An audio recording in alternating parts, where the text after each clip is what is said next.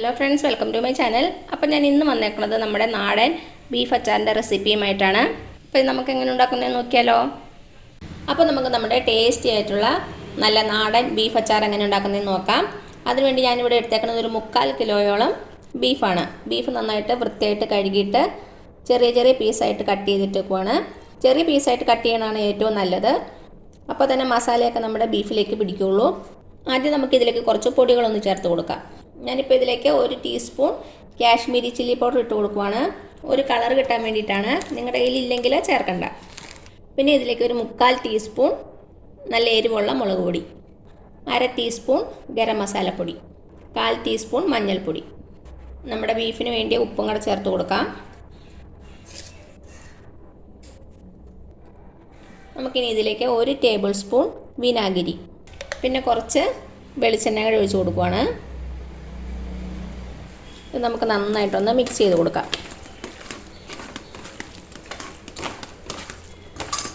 അപ്പോൾ എന്താ നമ്മുടെ മസാലയൊക്കെ ചേർത്ത് ബീഫ് നന്നായിട്ടൊന്ന് മിക്സ് ചെയ്ത് കൊടുത്തു.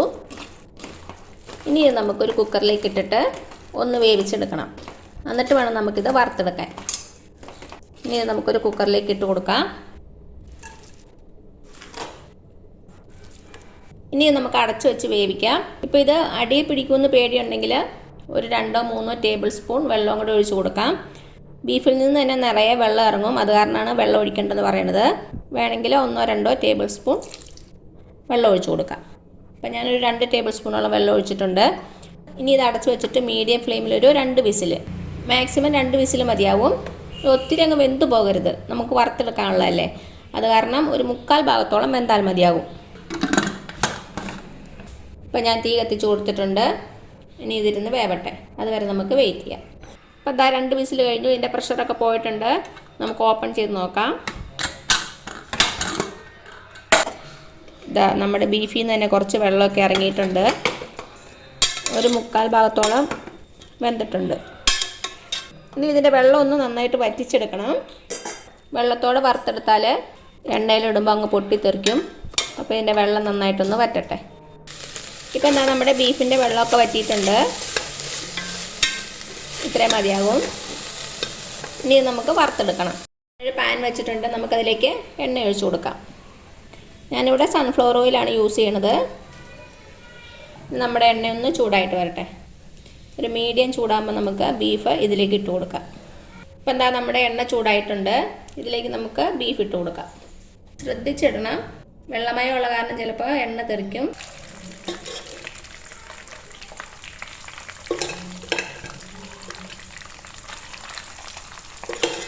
ഞാനിപ്പോൾ ഇവിടെ 2 ബാച്ചായിട്ടാണ് നമ്മുടെ ബീഫ് വറുത്തെടുക്കുന്നത്.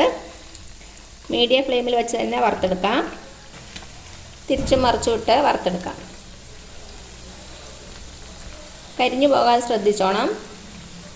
അത്യാവശ്യം നന്നായിട്ട് ക്രിസ്പി ആകണം. ഒത്തിരി അങ്ങ് കല്ല് പോലെ ആകണ്ട. കുറച്ചൊരു സോഫ്റ്റായിട്ട് വേണം വറുത്തെടുക്കാൻ. പക്ഷേ അത്യാവശ്യം നല്ല ക്രിസ്പി ആവുകയും വേണം.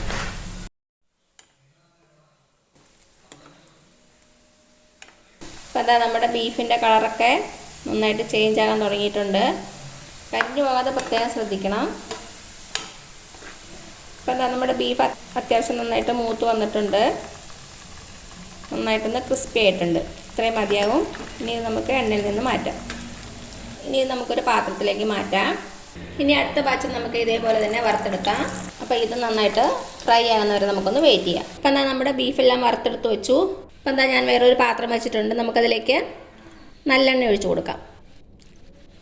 നിങ്ങൾക്ക് വേണമെങ്കിൽ ബീഫ് വറുത്ത എണ്ണ തന്നെ യൂസ് ചെയ്യാം. പക്ഷേ അച്ചാറുകൾക്ക് ഏറ്റവും നല്ലത് നല്ലെണ്ണയാണ്. ഒരു 5 ടേബിൾ സ്പൂണോളം നല്ലെണ്ണ എടുത്തിട്ടുണ്ട്. നമ്മുടെ എണ്ണ ഒന്ന് ചൂടായിട്ട് വരട്ടെ. എണ്ണ ചൂടായിട്ട് വന്നിട്ടുണ്ട്. ഇതിലേക്കൊരു 4 വറ്റൽമുളക് കട്ട് ചെയ്തിട്ട് കൊടുക്കാം. ഇനി ഇതിലേക്ക് ഒരു വലിയ കഷ്ണം ഇഞ്ചി ചെറുതായിട്ട് അരിഞ്ഞത്, ഒരു 1/2 കപ്പിൻ്റെ അടുപ്പിച്ചുണ്ട്. നീളത്തിലാണ് അരിഞ്ഞേക്കണത്. പിന്നെ ഇട്ട് കൊടുക്കുന്നത് 1 കപ്പോളം വെളുത്തുള്ളി, അത് നീളത്തിൽ ചെറുതായിട്ട് അരിഞ്ഞേക്കുവാണ്. വെളുത്തുള്ളിയാണ് കൂടുതൽ വേണ്ടത്. ഒരു 125 ഗ്രാമോളം വെളുത്തുള്ളി ഇട്ടിട്ടുണ്ട്. പിന്നെ ഒരു 5 പച്ചമുളക് ചെറുതായിട്ട് അരിഞ്ഞത്. ഇത് നല്ല എരിവുള്ള മുളകായ കാരണമാണ് ഞാൻ 5 ഇട്ടത്. എരിവ് കുറഞ്ഞ മുളകാണെങ്കിൽ ഒരു 8-10 ഇടാം. മുളകിൻ്റെ അളവൊക്കെ നിങ്ങളുടെ ഇഷ്ടത്തിനനുസരിച്ച് വേണം ചേർക്കാൻ വേണ്ടിയിട്ട്. ഇതിലേക്ക് ഒരു 4-5 തണ്ട് കറിവേപ്പില അതുങ്ങൾ ചേർത്ത് കൊടുക്കാം. ഇനി നമ്മുടെ ഇഞ്ചിയും വെളുത്തുള്ളിയും പച്ചമുളകും കറിവേപ്പിലയും എല്ലാം കൂടെ നന്നായിട്ടൊന്ന് മൂത്ത് വരണം. ഇതിൻ്റെയൊക്കെ ഒരു പച്ചമണം മാറണം, അത്രയും മതി. ഇപ്പം എന്താ അത്യാവശ്യം നന്നായിട്ട് മൂത്ത് വന്നിട്ടുണ്ട്. ഇനി നമുക്ക് തീ ഓഫ് ചെയ്യാം. തീ ഓഫ് ചെയ്തിട്ട് നമുക്ക് പൊടികളൊക്കെ ചേർത്ത് കൊടുക്കാം, അല്ലെങ്കിൽ പൊടികളങ്ങ് കരിഞ്ഞു പോകാൻ സാധ്യതയുണ്ട്. ഞാനിവിടെ എടുത്തേക്കുന്നത് 2 ടേബിൾ സ്പൂൺ എരിവുള്ള മുളക് പൊടി, 1/2 ടേബിൾ സ്പൂൺ കാശ്മീരി ചില്ലി പൗഡറുമാണ്, നല്ലൊരു കളറിന് വേണ്ടിയിട്ട്. അതാദ്യം ഇട്ട് കൊടുക്കാം. 1/2 ടീസ്പൂൺ മഞ്ഞൾപ്പൊടി ഇട്ട് കൊടുത്തിട്ടുണ്ട്.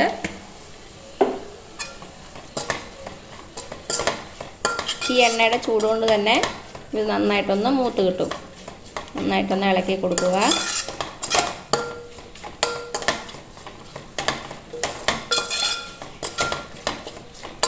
ഇനി തീ കത്തിച്ച് കൊടുക്കാം. ഇനി ഇതിലേക്ക് നമുക്കൊരു 1/2 ടീസ്പൂൺ ഉലുവാപ്പൊടി ചേർത്ത് കൊടുക്കാം.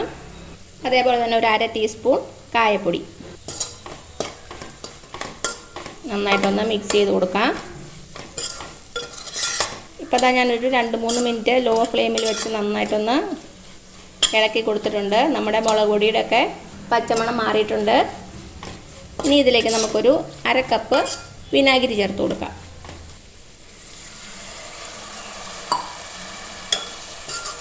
വിനാഗിരി നിങ്ങളുടെ പുളിക്ക് അനുസരിച്ച് ചേർത്തോണം. കൂടുതൽ പുളി വേണമെങ്കിൽ ഒരു 3/4 കപ്പോളം ചേർത്ത് കൊടുക്കാം.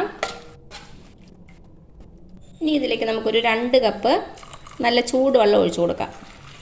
പച്ചവെള്ളം ഒരിക്കലും ഒഴിക്കരുത്, ചൂടുവെള്ളം തന്നെ ഒഴിച്ചു കൊടുക്കുക. നന്നായിട്ടൊന്ന് ഇളക്കി കൊടുക്കുക. ഇനി ഇതിലേക്ക് നമുക്ക് ആവശ്യത്തിനുള്ള ഉപ്പ് ചേർത്ത് കൊടുക്കണം. ഇപ്പം നിങ്ങൾക്ക് അച്ചാറിന് കുറച്ച് കൂടുതൽ ഗ്രേവി വേണമെങ്കിൽ ഒരു 2.5 കപ്പ് വരെ വെള്ളം ഒഴിച്ചു കൊടുക്കാം. ബീഫ് ഇട്ട് കഴിയുമ്പോൾ ഈ വെള്ളമൊക്കെ അങ്ങ് നന്നായിട്ട് കുറുകും. അപ്പോൾ അച്ചാറിൽ കുറച്ച് കൂടുതൽ ഗ്രേവി വേണമെങ്കിൽ കൂടുതൽ വെള്ളം ഒഴിച്ചു കൊടുക്കുക. നമുക്കിതിലേക്ക് ആവശ്യത്തിനുള്ള ഉപ്പും കൂടെ ചേർത്ത് കൊടുക്കാം. ബീഫിൽ ഓൾറെഡി ഉപ്പ് ഇട്ടിട്ടുണ്ടായിരുന്നു, അപ്പോൾ ഈ ചാറിന് വേണ്ടിയ ഉപ്പ് മാത്രം ഇട്ട് കൊടുക്കാം. ഇനി ഇത് നന്നായിട്ടൊന്ന് തിളച്ച് വരട്ടെ. ഒരു 5 മിനിറ്റോളം മീഡിയം ഫ്ലെയിമിൽ വെച്ച് നന്നായിട്ടൊന്ന് തിളപ്പിക്കുക. എന്നിട്ട് നമുക്കിതിലേക്ക് ബീഫ് ചേർത്ത് കൊടുക്കാം. അപ്പോൾ ഇതാ ഒരു 5 മിനിറ്റോളം നന്നായിട്ട് തിളച്ചിട്ടുണ്ട്. ഇനി ഇതിലേക്ക് നമുക്ക് വറുത്ത് വെച്ചിരിക്കുന്ന ബീഫ് ചേർത്ത് കൊടുക്കാം. നന്നായിട്ടൊന്ന് ഇളക്കി കൊടുക്കുക.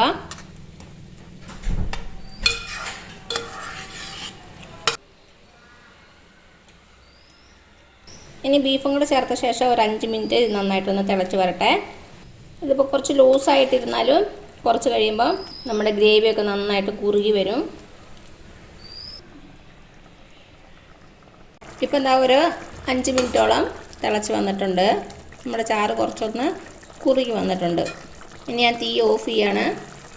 ഇനി ഇതിരിക്കും തോറും ഇതിൻ്റെ ചാറൊക്കെ നന്നായിട്ട് കുറുകി നമ്മുടെ ബീഫിൽ നന്നായിട്ട് പെരണ്ട് വരും. ഇനി നമ്മുടെ അച്ചാർ നന്നായിട്ട് ചൂടാറിയ ശേഷം ഗ്ലാസ് ബോട്ടിലിൽ സൂക്ഷിക്കാം. പ്ലാസ്റ്റിക് ബോട്ടിൽ ഇട്ട് വയ്ക്കരുത്, ഗ്ലാസ് ബോട്ടിലിൽ തന്നെ ഇട്ട് വയ്ക്കുക.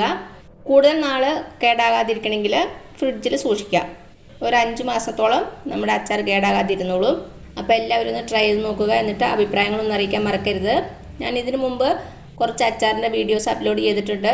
അതിൻ്റെ ലിങ്കൊക്കെ ഞാൻ താഴെ കൊടുക്കാം, കാണാത്തവരൊന്ന് കണ്ടു നോക്കണേ. അപ്പോൾ ഈ വീഡിയോ ഇഷ്ടമായാൽ താഴെ കാണുന്ന ചുമന്ന സബ്സ്ക്രൈബ് ബട്ടണിൽ ഒന്ന് പ്രസ് ചെയ്ത് സപ്പോർട്ട് ചെയ്യണേ. അപ്പം തൊട്ടടുത്തൊരു ബെല്ലൈക്കൺ വരും, അതും കൂടെ പ്രസ് ചെയ്ത് ഓൾ എന്നുള്ള ഓപ്ഷൻ കൊടുക്കുക. ഇനി പുതിയ റെസിപ്പി ആയിട്ട് വരുന്നവരേക്കും thank you so much. By.